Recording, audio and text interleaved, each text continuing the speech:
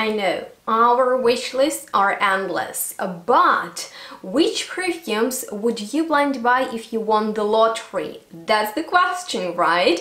And in this video I decided to share with you my top picks if I had endless amounts of money. So please keep on watching to find out everything about them.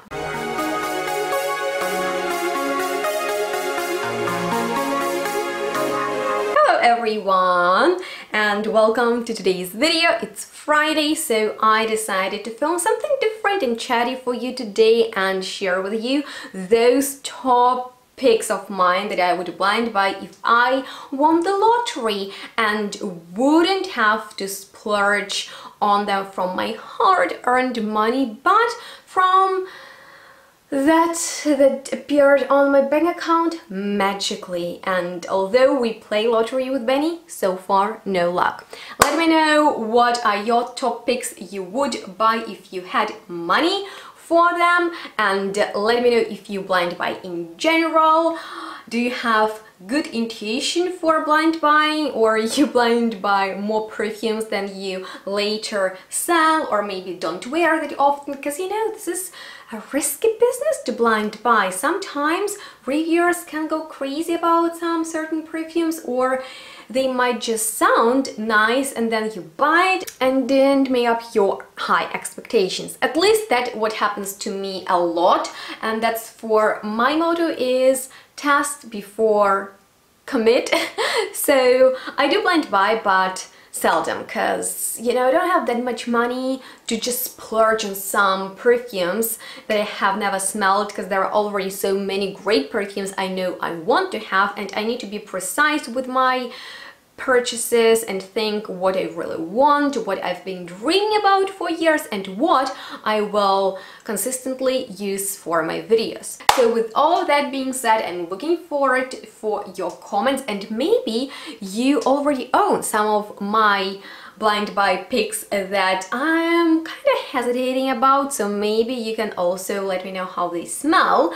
And with that being said, let's get started with the first one that is pretty well known and quite popular in the community, but not for its good, rather opposite, bad reputation, because I'm talking here about Secretions Magnifique by this brand, which name I can't pronounce. Été Libre d'Orange, please correct me in the comment, guys.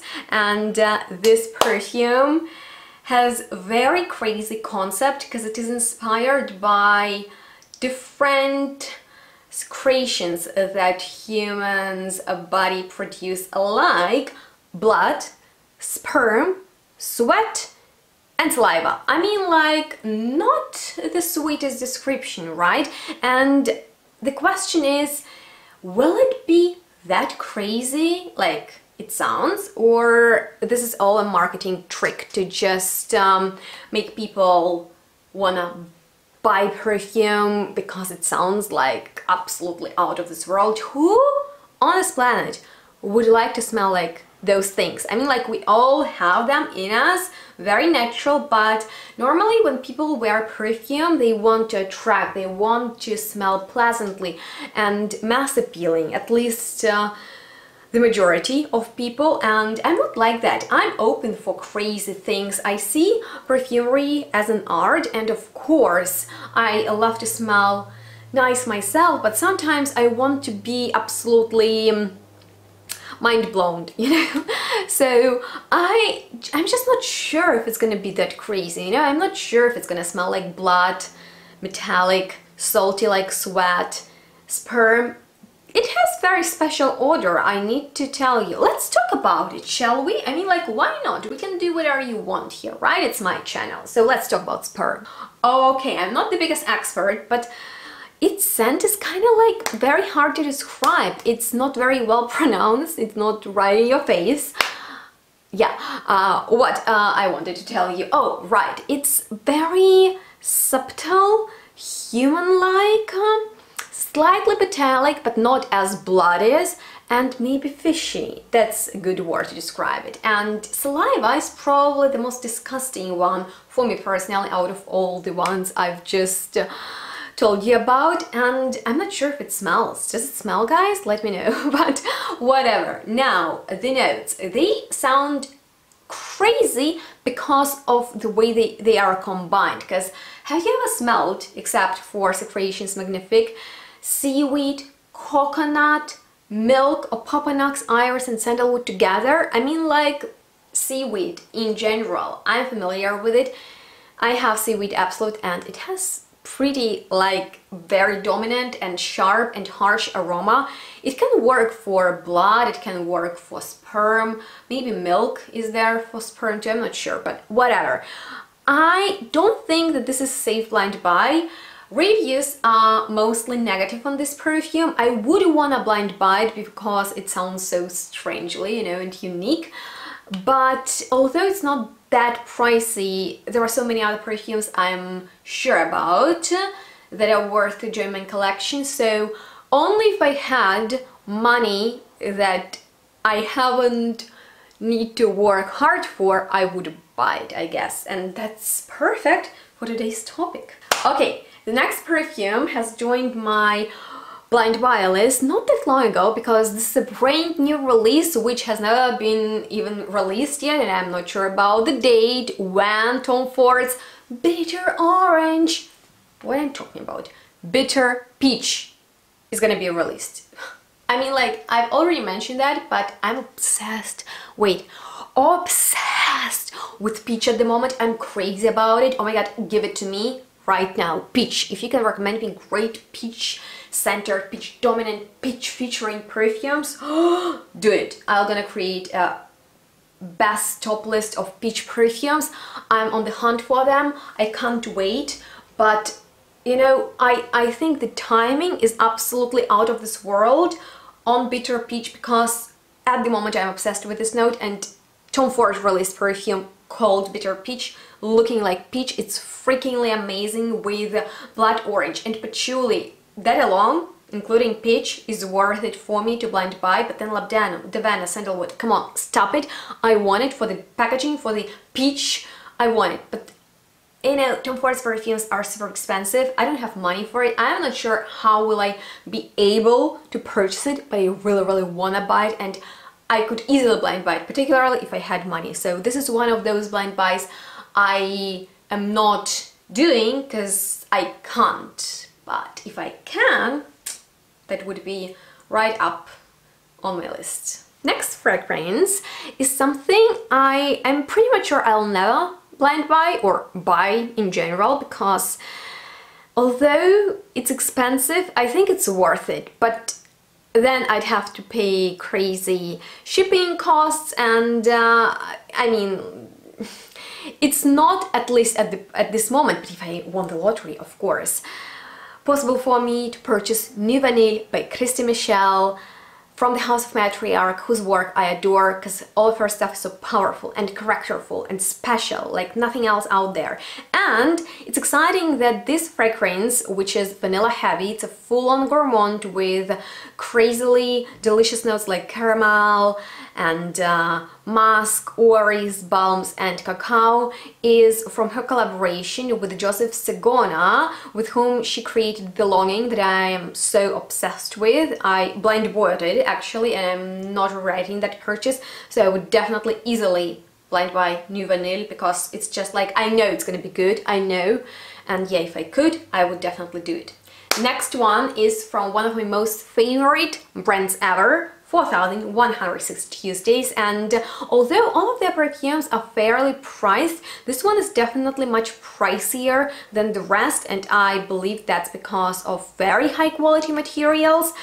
Called Goddess of Love and Perfume. It's worth to join my collection just for the sake of that name. But no, other than that, we all know that Sarah McCartney is one of the best perfumers in general, but particularly when it comes to fruity notes, oh my god, she's so good with them. And peaches in there, peaches in there, I need to get it.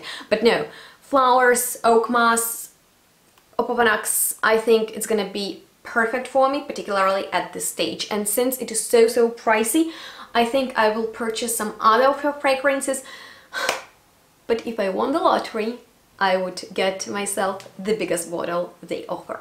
Okay, the next perfume is very special for many reasons, and I'm not even sure if it's available or is discontinued now, because I've heard that Serge Lutens took out Unli's from their collection, which is such a shame because it should be, according to many people, the best lily perfume out there. And lily is my favorite flower, and I'm always looking for a realistic lily perfume with its heady narcotic scent. It's just the best flower out there, and this fragrance with vanilla, lily and musk sounds so good, but if it's discontinued, probably it's gonna be even pricier than it was, and it was not the most cheapest fragrance out there, let's put it that way.